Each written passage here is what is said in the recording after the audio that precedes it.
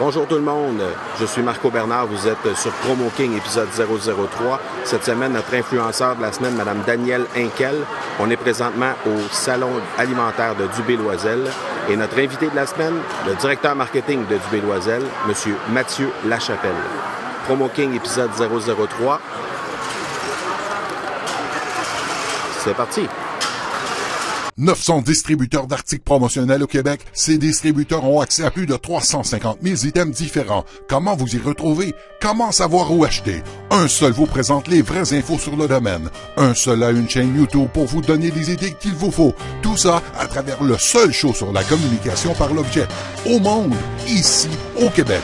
Bienvenue sur Production Extrême TV. Ce show, c'est Promo King.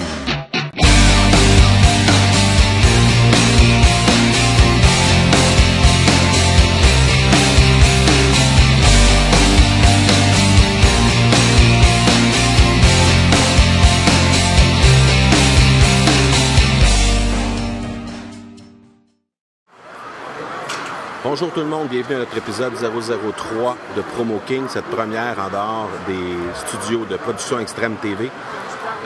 Cette semaine, on a Danielle Henkel comme influenceur, Mathieu Lachapelle comme invité de l'émission en entrevue et on va vous présenter également quelques entreprises qui sont au salon alimentaire de Dubé-Loiselle. Alors, je passe tout de suite à mon influenceur de la semaine, Mme Henkel. Sachez que Mme Henkel, c'est une femme d'affaires hors pair qu'on a la chance, chez Production Extrême, de côtoyer dans la vie de tous les jours parce qu'on fait des trucs ensemble. Vous n'êtes pas sans savoir également que Mme Henkel travaille avec l'émission Les Dragons à Radio-Canada. C'est quelqu'un qui influence énormément le public québécois, et que ce soit les femmes d'affaires ou les hommes, c'est quelqu'un qui influence énormément. Les entreprises Danielle Henkel sont maintenant présentes un peu partout au Québec. Vous avez sûrement vu l'annonce dans les Uniprix avec le nouveau concept Danielle Henkel To Go. Donc, vous êtes à même de voir que Danielle Henkel est présente un peu partout au Québec et à travers le monde via son gant Renaissance, qui a été le premier produit qu'elle a mis sur le marché.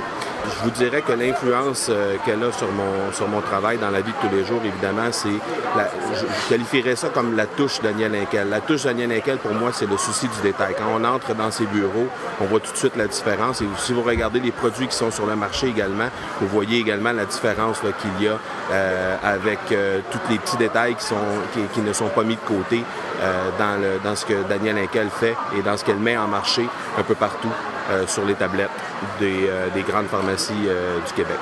C'est une femme de tête, mais avec une classe et un respect complètement incroyable. Elle est généreuse et disponible. Elle participe énormément dans le développement des femmes d'affaires et des hommes d'affaires du Québec via plein de conférences et de formations qu'elle donne un peu partout au Québec. Si vous avez la chance de la voir passer dans votre coin, ne manquez pas ça et allez jeter un œil là-dessus. C'est vraiment incroyable ce qu'elle livre comme contenu. Les coordonnées, évidemment, pour rejoindre Danielle seront dans les notes du show. Vous allez être en mesure de voir son site web danielhenkel.com et évidemment le site de Radio-Canada où vous êtes en mesure de voir sa fiche en tant que dragonne. Alors, Danielle Henkel, notre influenceur de la semaine, et on est très fiers de ça. Cette semaine, notre invité de la semaine, évidemment, comme je vous l'ai dit tantôt, Mathieu Lachapelle de Dubé-Loiselle. Vous êtes à même de voir qu'on est présentement pour la première fois hors des studios de Production Extrême TV et on est dans un salon alimentaire qui est organisé par Dubé-Loiselle, cette compagnie, cette entreprise familiale, dont Mathieu est le directeur marketing. Donc, Mathieu est impliqué évidemment énormément au niveau de la musique dans sa jeunesse, mais c'est pas de ça dont on va parler aujourd'hui. On va parler de son rôle de directeur marketing depuis maintenant 5 ans au sein de cette entreprise familiale Dubé-Loiselle.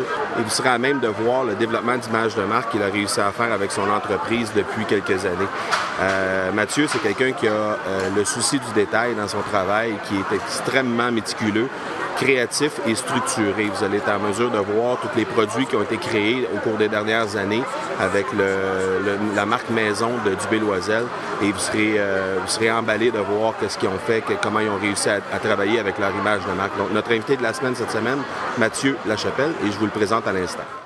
Salut Mathieu, bienvenue sur Promo King, notre épisode 003. On a la chance de t'avoir sur notre épisode et puis on est allé live dans ton salon alimentaire la semaine dernière qui était un super salon. Félicitations pour toute l'organisation, c'était vraiment écœurant. Les clients devaient être bien contents de ça aussi. Oui, effectivement. C'est un gros événement qu'on organise chaque année. Ça fait 6 ans déjà. Excellent. Je suis allé prendre des images. Au fur et à mesure de l'entrevue, il y aura des images qui vont défiler de ce fameux salon-là. Les gens vont pouvoir voir un petit peu comment ça se déroule, les fournisseurs, comment ils font les choses Good. aussi, là. Bon, c'est pas un secret, dans la vie de tous les jours, on est partenaire pour tes trucs promotionnels puis les différents produits dérivés que tu fais.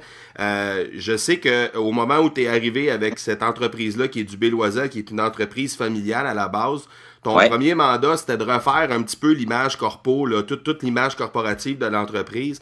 J'aimerais ça que tu nous racontes un petit peu, là, en quelques années à peine, comment tu as réussi à faire ça, puis de où ça part, puis où on s'en va avec ça. C'est bon. Ben, pour commencer, je suis arrivé, puis il y avait un logo qui avait plus de 60 ans d'existence, qui n'était pas génial, nécessairement. Visuellement, il n'était pas beau, puis il n'était pas parlant non plus. Il n'y avait pas vraiment de signification. Puis, j'ai commencé à essayer de faire des trucs marketing. C'était mon premier mandat, là, de faire du marketing un peu. Puis, c'était comme impossible un peu avec le logo parce qu'il n'y avait pas d'histoire à raconter. Puis, fait que j'ai essayé de convaincre la haute direction de revoir un peu l'image, mais pour commencer vraiment l'image à la base, c'est-à-dire le logo, pour pouvoir faire des visuels qui représenteraient quelque chose puis qui veulent dire quelque chose. Fait qu'ils ont accepté de constance dans le projet. J'ai rejoint des graphistes au Québécois que je connaissais. Puis, mais c'est quand même coûteux quand on part de la base et on essaie d'arriver à une perfection avec un graphiste parce que, tu sais, souvent, ils chargent au logo, quelque chose, à l'ébauche, en tout cas. Fait qu'on montait des factures quand même assez vite. Puis, il n'y avait rien qui... On était tellement loin d'accepter un nouveau logo que c'était pas facile de proposer une maquette puis de dire parfait, c'est celle-là. On était tellement loin. Fait qu'après avoir dépensé une couple de factures avec des graphistes ici au Québec, j'ai trouvé que le projet était un petit peu trop d'envergure puis qu'on allait probablement s'éterniser dans des changements de graphistes puis des factures qui s'empilent. Donc, j'ai utilisé un site de concours. Un site de concours qui s'appelle 99 Designs. Puis, c'est international. Donc, tu mets un prix à la fin du concours, puis les gens, ils proposent des logos, puis toi, tu commandes, puis tu donnes des notes, puis tu fais des modifications avec les graphistes qui sont dans la course pour gagner le meilleur logo, dans le fond, pour ton entreprise. Puis, c'est un jeune Roumain de 17 ans qui a gagné.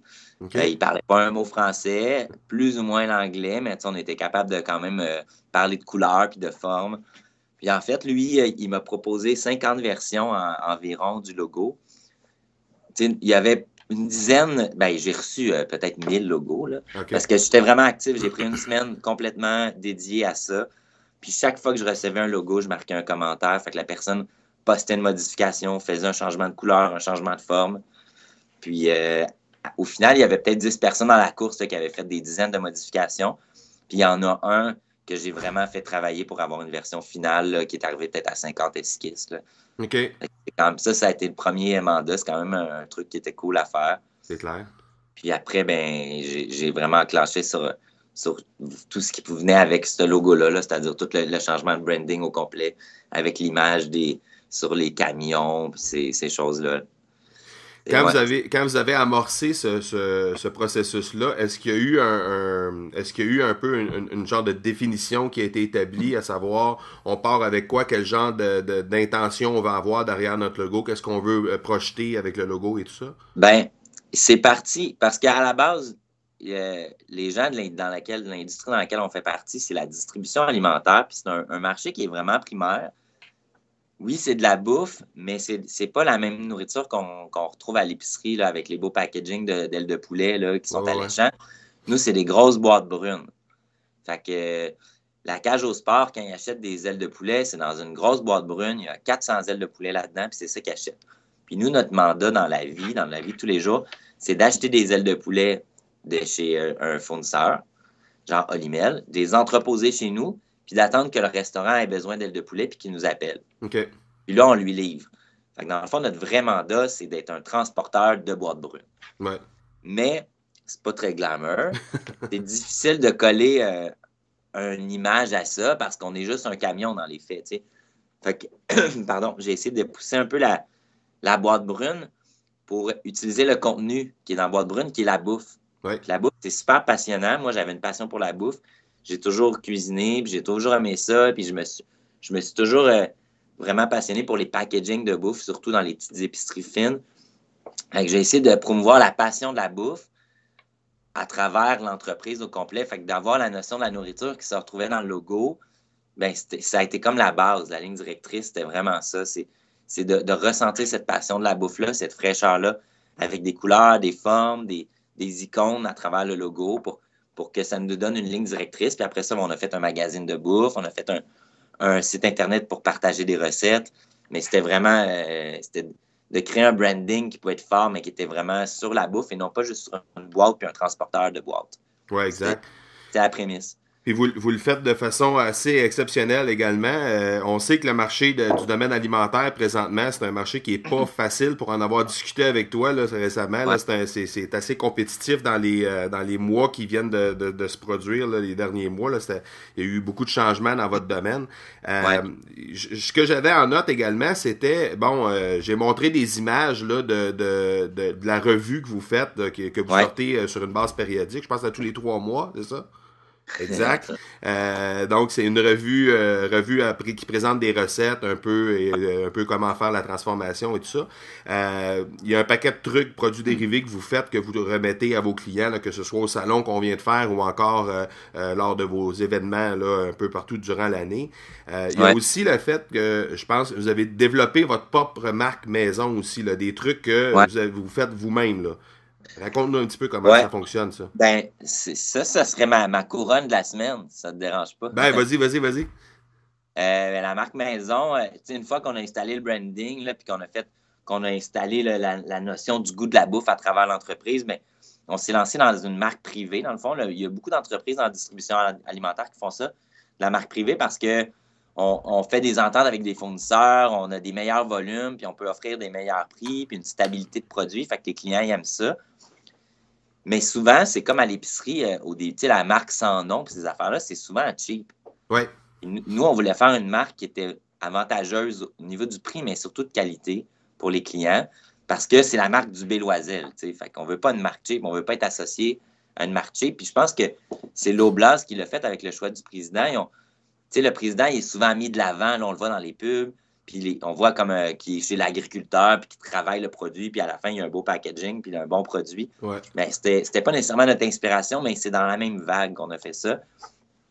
Fait que ça s'appelle la marque maison. Ça a l'air d'un nom super anodin, mais c'est vraiment recherché parce que premièrement, c'est comme ça qu'on l'appelait, là, parce que souvent, on appelle ça comme ça, une marque maison, une marque privée, là, la marque maison de l'Oblast. Ouais. Fait que c'est un nom qui pourrait être facile, mais c'est aussi l'aspect de la maisonnée, là, que du Béloisel est vraiment familial, est proche de sa gang, proche de ses clients. Fait que le mot maison est comme super significatif. Puis en même temps, il veut tellement dire, la marque maison, c'est tellement significatif en soi, ce mot-là, pour une marque privée. Fait que, dans le fond, c'est ça. On a développé cette marque-là. Je suis super fier parce que le branding est vraiment simple. C'est juste le mot maison. Mais il est fort. Puis on essaie vraiment d'imposer des règles à nos fournisseurs pour l'impression de la marque quand ils font des produits pour nous, de respecter vraiment une grille graphique avec la police qu'on désire, la taille, des polices sur les boîtes aussi. Fait qu'on la travaille vraiment fort pour qu'elle soit belle. Puis le client, quand il la reçoit chez eux, c'est une couleur c'est vert, là, dans le fond. Fait qu'on voit dans les étagères les différents packaging, puis c'est ma couronne de la semaine. Ben oui, ça fait changement de la boîte brune dont on parlait tantôt, là. Ouais, vraiment. Puis justement, par rapport à la boîte brune, j'essaie d'imposer des boîtes blanches pour la marque privée, quand c'est possible, parce que le vert ressort vraiment plus, puis c'est punché dans l'industrie du food service, c'est plutôt brun, les boîtes, là, pour vrai. Fait que d'imposer la boîte blanche, ça fait différent. Ah, définitivement. Ouais. Puis dans le dernier salon, justement, on avait fait pour vous là, une petite boîte avec des produits que vous avez mis à l'intérieur dans des pots maçons. Sur notre compte Instagram, on a positionné des photos de ça parce qu'on trouvait que c'était vraiment intéressant. C'était une belle façon de présenter les choses. Donc, la couronne de la semaine est déjà faite. Maintenant, d'habitude, on commence par le flop, mais là, on a fait à l'envers. C'est parfait. Le flop de la semaine. Y a-tu quelque chose là chez du Béloisel? Malgré que, bon, ça fait quand même, fait quoi, le 5 ans, 6 ans là, que t'es là maintenant chez du Béloisel? Ouais, ça fait 6 ans, là. Ouais, ça fait 6 ans. Donc, qu'est-ce qu'il y a sûrement eu des mauvaises affaires. Moi, j'ai pour mon dire. Oui. Que qui ne fait pas d'erreur ne fait rien. Donc, j'adore faire des erreurs. OK. Ça me fait plaisir de faire des erreurs. C'est quand même chiant, mais c'est important de faire des erreurs pour pouvoir s'améliorer. Puis j'essaie d'en faire quand c'est possible. Cette année, on en a fait deux beaux flops. OK. Des gros, qui sont un peu reliés au marketing, entre autres. Fait que je vais vous les dire. Ouais. C'est pas des flops qui sont morts, mais c'est des flops qu'il faut travailler comme entreprise pour qu'ils ne meurent pas. Dont l'acquisition dans notre entreprise de fruits et légumes qu'on a fait, fruits et légumes frais, qui est un monde qui pourrait être facilement associable avec la distribution du service alimentaire parce que le restaurant reçoit des ailes de poulet, mais il peut aussi recevoir des carottes. Là. Ça semble être vraiment simple, mais les fruits et légumes, c'est comme la bourse, ça change de prix à chaque jour. C'est fragile. Puis cette année, on a fait 2 acquisitions de fruits et légumes. Puis on a eu de la difficulté au niveau des opérations à gérer ce dossier-là. Aujourd'hui, ça va bien. On a fait plein de changements pour orchestrer ça de façon à ce qu'on soit meilleur. Mais ça a pris 1 an avant d'avoir quelque chose qui a de l'allure. Puis au niveau du marketing aussi, c'est tellement... Tu sais, moi, j'aime ça faire des choses qui sont belles, mais dans le fruit et légumes, les prix changent tous les jours. Fait qu'on peut pas faire des beaux circulaires comme à l'épicerie. Ouais. Puis parce que si en plein milieu de semaine, il y a une récolte de salade qui gèle en Californie, bien, le prix de salade le lendemain, il est différent. Okay. Fait que si tu as fait un circulaire la veille que tu as envoyé à tous les clients, bien, le prix est déjà plus bon le lendemain. Fait qu'au niveau du marketing et de la promotion, c'est vraiment difficile parce que les prix, on peut comme pas vraiment les divulguer parce que ça change à tous les jours. Puis, comme on ne mettait pas les fruits et légumes dans nos camions aussi, ça a été vraiment compliqué de promouvoir. Le client recevait 2 livraisons différentes de du Loisel, donc c'était mêlant pour le client et tout ça. Donc, fait que c'est un flop pas pire. Un gros défi, mettons. C'est un gros défi, mais aujourd'hui, on a restreint nos territoires un petit peu pour que ça soit plus simple pour nous, faire moins de routes. Parce que, nous, on va jusqu'à Tremblant, à Joliette. Puis, livrer des bananes à Tremblant, c'est pas si payant que ça. Là. Non. C'est payant à livrer des filets mignons, mais juste des bananes, c'est pas très payant. Exact. Fait qu'on a réduit nos territoires un peu. Puis aujourd'hui, depuis les 2 derniers mois, c'est quand même plus rentable. Puis au niveau du marketing, ça demande sûrement un effort supplémentaire de repenser la façon de faire parce qu'évidemment, on ne peut pas le faire sous forme de circulaire habituellement qu'on voit habituellement. Donc, Non. Ben là, on utilise des infolettes express un peu. Là. Fait que dès qu'il y a un changement de prix, on envoie ça. Puis on essaie d'expliquer un peu pourquoi il y a un changement de prix. Les salades ont gelé en Californie, donc méga hausse dans la salade. Ouais. Fait que, c'est pas juste d'envoyer des prix, mais encore là, c'est toujours ce qu'on a été fort, c'est le service à la clientèle, puis de vraiment prendre par la main les clients. Puis là, ben, c'est de leur expliquer pourquoi, qu'est-ce qui se passe, pourquoi le fruit et légumes est cher aujourd'hui. Ouais. Puis bon, il y a un gel, il y a une pénurie. Fait que c'est vraiment de donner de l'information pour être transparent le plus possible. Fait que c'est dans nos stratégies, ce que la compétition fait plus ou moins. Fait que je pense qu'on va réussir à se différencier de cette façon-là en expliquant pourquoi ça bouge. Puis les clients vont se familiariser aussi, vont commencer à comprendre que c'est normal que la salade change de prix à tous les jours. Là. Non, exact, c'est ça. Puis l'autre flop, si je peux me permettre de parler de flop, c'était un projet vraiment ambitieux qui était complètement hors du service alimentaire, c'est-à-dire c'était de faire de la livraison la fin de semaine. Okay. Le service alimentaire n'a jamais offert ça. Puis en 2014, on a essayé d'offrir des livraisons le samedi. On avait 2 camions seulement. Donc, un pour l'Estrie puis un pour Montréal.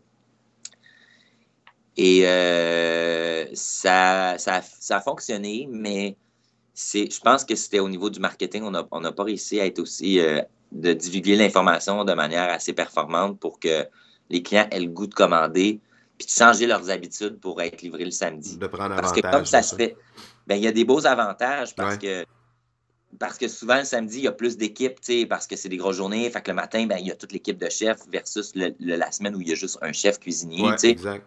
Fait qu'il y a des beaux avantages. Puis, l'été, entre autres, comme à Montréal, les restos marchent tellement qu'ils ont besoin de stock aussi la fin de semaine parce que le vendredi, c'était fort. Ils se sont vidés. Ils ont besoin de stock pour pouvoir continuer leur fin de semaine. Mm-hmm. Donc, pour nous, c'était un avantage, c'était une plus-value. Puis, je pense que c'est probablement une lacune du niveau du marketing. On n'a pas réussi à bien le promouvoir. Puis on l'a fermé pour mieux le repartir probablement cet été ou un peu plus tard. OK. Bon, excellent.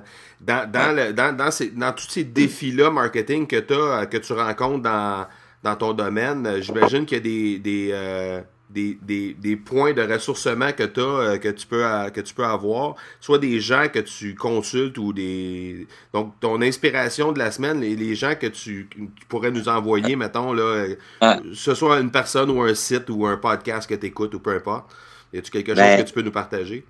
Mon inspiration première, je peux vous la divulguer, mais vous ne pourrez pas l'utiliser. C'est ma copine, c'est ma conjointe, Hélène Mallette. Dans le fond, moi, il y a une phrase dans les Simpsons qui est vraiment drôle et qui représente bien moi et ma copine. C'est Bart qui dit, je pense à Lisa ou à Mélas, je ne sais plus trop. Il dit, avec ton intelligence puis mon savoir d'utiliser ton intelligence, on va faire une bonne équipe. OK. C'est ce que je fais avec ma blonde, mais ça ne dérange pas d'être au courant. Là. C'est elle.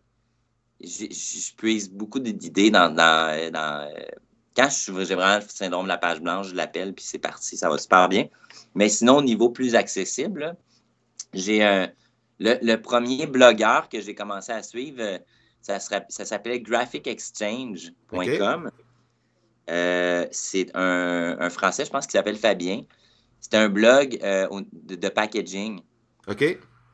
Puis il postait des articles au niveau du packaging. Ça fait une dizaine d'années qu'il fait ça. Puis son blog est plus vraiment actif maintenant parce que lui, il s'est mis à en faire du packaging. C'est toutes des choses à la main, là. De la sérigraphie, de la gravure, des choses comme ça.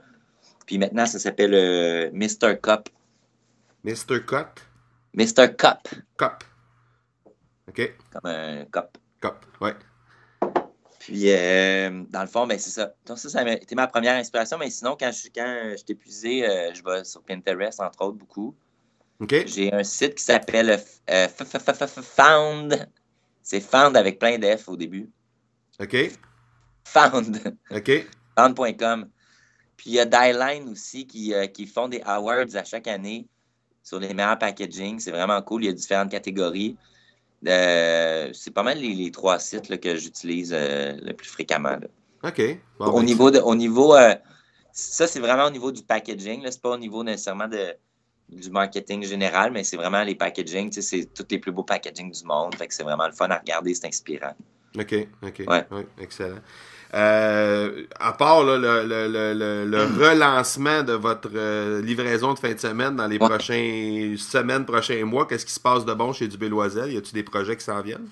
Oui. On va lancer notre marque haut de gamme de notre marque privée. OK. Elle va s'appeler la marque Signature. OK. C'est une marque qui va ressembler un peu à l'autre gamme, mais c'est-à-dire vraiment simple dans l'esthétique, mais qui va être plus haut de gamme, un peu plus dispendieuse. Des produits qui vont avoir quelque chose à raconter aussi. Dans le fond, okay. sur tous les packaging, je vais expliquer un peu l'historique, soit du producteur, du fournisseur, du cuisinier qui fait le produit, du propriétaire, que ça fait 60 ans qu'il fait ça. Donc, je pense que ça va être intéressant vraiment d'aller donner un petit côté inspirationnel un peu à la marque, qui va être plus haut de gamme, mais on va justifier pourquoi c'est plus haut de gamme, en fait. Est-ce que les restaurants se servent de ces informations-là, que les clients chez vous, est-ce qu'ils se servent de ces informations-là pour éventuellement peut-être reprendre ça dans leur menu ou dans leur présentation à leurs clients à l'interne? Ben, je pense que c'est une bonne mention que tu fais. Je le sais pas pour l'instant parce qu'elle n'est pas lancée, mais je pense que ça pourrait, oui. Exemple, le canard du lac Brome, là, c'est un canard qui, ben, c'est plus nécessairement local, là, mais je vais donner cet exemple-là. Les gens le mettent sur leur menu maintenant. Tu sais, le branding est tellement puissant maintenant et local en même temps. Ouais. Les gens mettent canard du lac Brome, confit, machin truc. Tu sais. Ouais. Ça devient le nom d'un plat sur un menu. C'est un gage de qualité. Oui, c'est ça. Ouais. Fait que c'est peut-être quelque chose qu'on pourrait pousser pour... Oui, c'est ça. Puis sinon, on va se concentrer beaucoup sur les fruits et légumes frais pour que ça fonctionne, puis qu'on puisse devenir une référence, je pourrais dire. Là. En tout cas, au moins dans notre région, au niveau du fruit et légumes frais. Good. Ouais. Ben, Mathieu, un gros merci de ton temps pour cette entrevue. Je pense que les auditeurs ont eu beaucoup d'informations qui sont venus chercher là-dessus. Un gros merci, et puis merci. On se reparle sous peu. Parfait, merci. Merci, ciao. Bye-bye. Bye. Voilà donc pour cette 3e épisode de Promo King. Merci énormément à Mathieu Lachapelle pour son temps. Je suis certain que vous avez grandement apprécié toutes les ressources et toutes les informations dont Mathieu nous a fait part et qu'il nous a partagées durant cette émission. La semaine prochaine, on vous réserve une surprise. C'est une sommité en matière de développement d'image de marque, mais on garde l'identité pour nous et vous saurez la semaine prochaine, mais manquez pas ça, ça va être vraiment très intéressant comme émission la semaine prochaine. Merci à tout le monde de nous écouter via iTunes, Stitcher, sur notre chaîne YouTube ou encore directement sur notre site internet. Vous pouvez vous abonner à à tous ces comptes-là et également sur notre infolettre au www.productionextreme.com et vous pourrez vous abonner à notre infolettre pour avoir accès aux toutes dernières informations de Promo King et également les différentes informations qu'on publie sur notre blog. Donc, merci d'être là avec nous la semaine prochaine. Et d'ici là, c'est le temps de mettre en pratique les différentes informations dont on a discuté avec Mathieu de Dubé et Loisel et de sortir du lot. Ciao! Tu cherches la bonne voie? Communication MM est là pour t'aider. Besoin d'une publicité pour la radio, d'un maître de cérémonie pour un événement corporatif ou pour une conférence de presse? Choisis la bonne voie. T'organises un événement sportif? Tu veux remercier tes commanditaires? Communication MM, c'est la bonne voie. Pour ton système de téléphone IP, choose the right voice. C'est communicationmm.com qu'il te faut. Communication avec un S.